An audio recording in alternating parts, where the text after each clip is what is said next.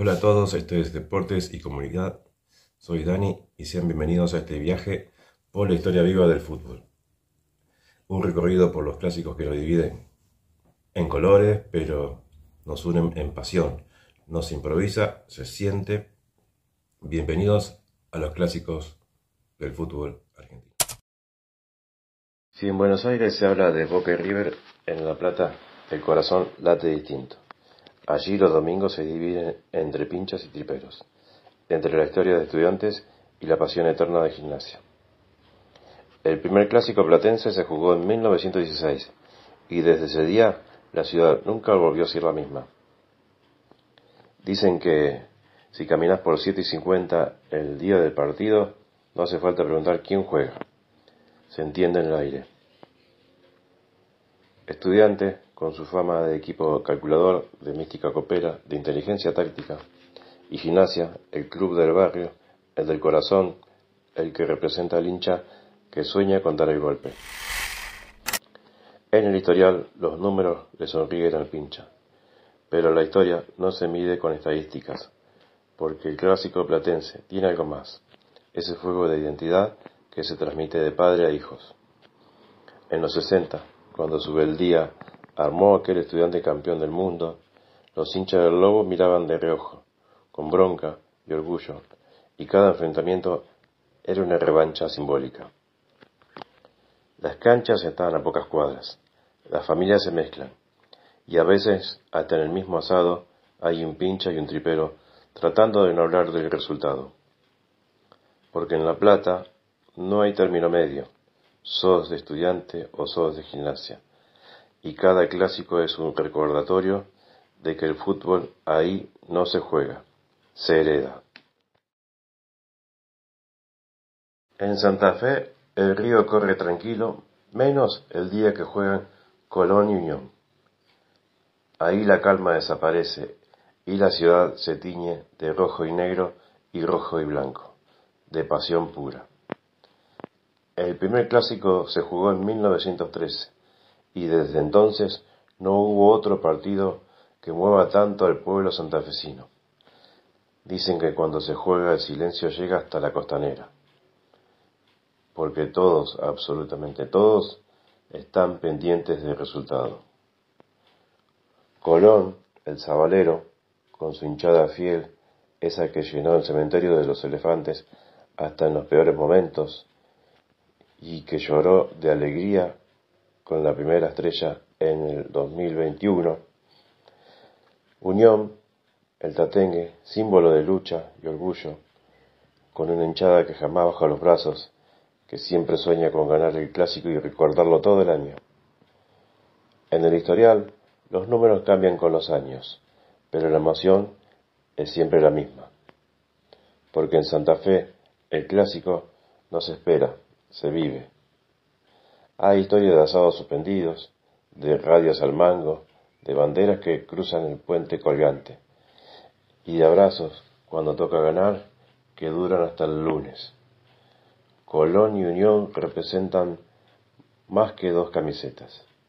Son parte del paisaje, parte de una ciudad que aprendió a convivir con esa rivalidad tan hermosa. Y cada vez que el árbitro da la orden, Santa Fe se parte al medio, pero late con el mismo corazón futbolero. Si hay una provincia que respira fútbol, esa es Córdoba. Y cuando se enfrentan Talleres y Belgrano, la docta se transforma en una caldera.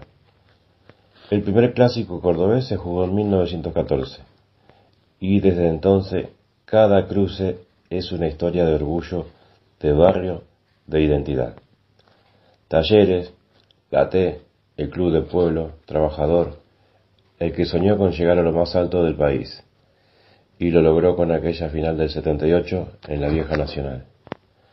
Belgrano, el pirata, nacido en Alberdi, de hinchada fiel, el que mandó a River a la B en 2011 y se ganó el respeto de todo el país. En Córdoba el clásico se vive con alegría tan propia del lugar, guitarra, fernet y corazón en la garganta.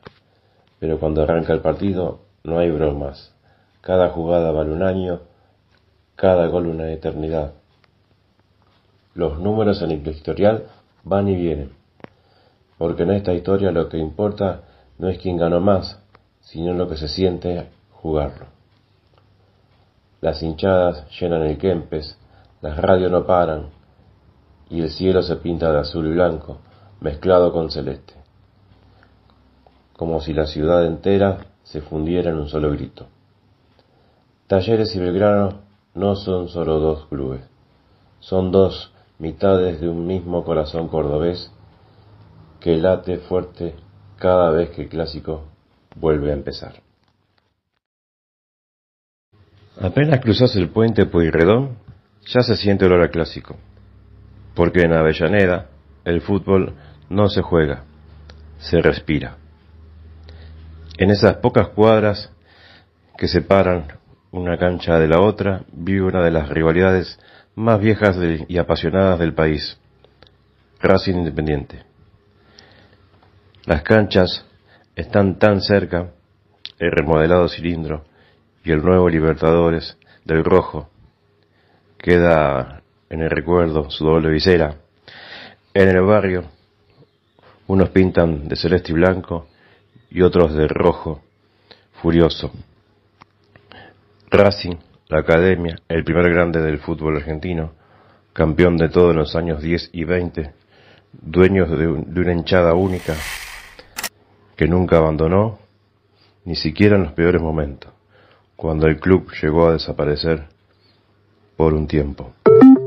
Independiente, rey de copas, el que escribió su historia con Libertadores y finales en el exterior, con ídolos como Bocini, Santoro, Bertoni y una mística que lo convirtió en leyenda. En el historial, Independiente lleva ventaja con 89 triunfos para el rojo, 79 para la Cadé, con 79 empates. Los clásicos en Avellaneda no se cuentan solo con goles, se miden en orgullo, en historia, en aguante.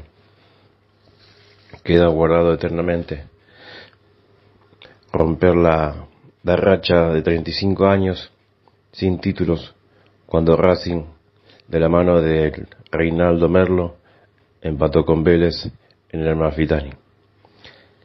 Los clásicos son así, con el vecino de enfrente, no hay empates posibles, ganar vale más que cualquier trofeo. Cada vez que la pelota rueda entre el Cilindro y el Libertadores de América, la ciudad entera se parte al medio. Unos gritan la Cadé, otros el rojo, y todos saben que en Avellaneda los clásicos no se olvidan jamás. En Rosario, el fútbol no se discute, se siente, se vive, se respira. Y si hay algo que divide la ciudad, ese es el clásico entre el Central y Newell's. Un duelo que nació en 1905, que todavía hoy hace temblar cada rincón del Parque Independencia. Acá no hay grises, o sos canalla, o sos leproso. Y esa rivalidad va más allá del resultado. Es una forma de entender la vida. Central, nacido del ferrocarril, con ese espíritu popular, obrero. Newell's, con su historia ligada a la educación, a la prolijidad británica de sus orígenes. Dos estilos distintos, dos orgullos que se enfrentan cara a cara hace más de un siglo. En el historial, los números van cambiando según la década, porque este clásico es de rachas, de épocas, pero lo que nunca cambia es la intensidad. Hinchadas que no paran, banderas que cruzan el río, y esa ciudad que se paraliza desde el viernes. Hubo clásico memorable, goles en los últimos minutos, finales con lluvia y hasta alguno que se suspendió por la pasión que se desbordó. Porque en Rosario, el clásico no es un partido más, es una herencia, y cuando la pelota empieza a rodar, todo el país se da cuenta de que ahí, en el Gigante o en el Coloso, el fútbol se vive a otra temperatura.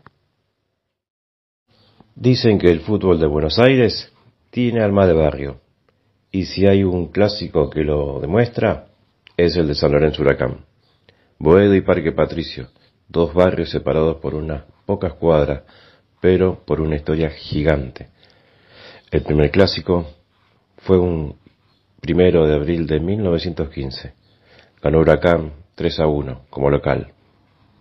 Para Huracán convirtieron Acevedo, Sabarredi y Laguna. Para San Lorenzo, Gianella. San Lorenzo, con su mística azulgrana, Lorenzo Bartolomé Massa, sacerdote que colaboró con un grupo de jóvenes del barrio de Almagro para crear el club, de ahí el nombre. Huracán, le dicen el globo, por el globo aerostático de Jorge Newbery en 1909, al que llamó Huracán. El club adoptó el globo como símbolo y escudo. El clásico no es solo fútbol, es identidad, es memoria, es olor a choripán que sale del barrio, es el murmullo de la gente que baja de los colectivos. Cada vez que se cruzan en el nuevo gasómetro o en Parque Patricios, se miran a los ojos y el tiempo se detiene. No importa la tabla, no importa el presente. Ese día los colores valen más que cualquier campeonato. Superclásico. Dice que el fútbol argentino se explica en un solo partido. Y ese partido es, claro, Boca River. River Boca. El duelo que divide amistades, familias y hasta mesas de domingo. Boca River nacieron casi juntos allá por el principio del siglo pasado. Mira el destino en el mismo barrio, La Boca. Pero cuando River se mudó a Núñez por los años 30, se rompió para siempre esa convivencia de vecinos. Uno se quedó con el barrio y el otro se llevó la elegancia y la banda roja. Empezaron una rivalidad que ya no tuvo vuelta atrás. El primer superclásico oficial se jugó en 1913 y River ganó 2-1. Desde entonces se cruzaron más de 200 veces, con Boca arriba en el historial por unos cuantos partidos. Pero más allá de los números, hay algo que nunca se puede medir: la pasión que generó este partido en todo el país. En la cancha hubo de todo: goles históricos, expulsiones insólitas, campeonatos que cambiaron de manos por un solo resultado y momentos que quedaron para siempre, como el penal del 62 cuando Roma, arquero de Boca, se adelantó casi medio metro para taparle a Delem de River. Si existía el VAR en esos años, lo que hubiese sido, ¿no? Se hubiera pateado otra vez, pero es el penal y ese título que Boca ganó después son parte de la leyenda, porque el superclásico no se juega, se siente, y cada hincha lo vive como si fuera el primero y el último. Más que un partido, es una historia que se reescribe cada vez que la pelota rueda entre azul y oro y blanco y rojo.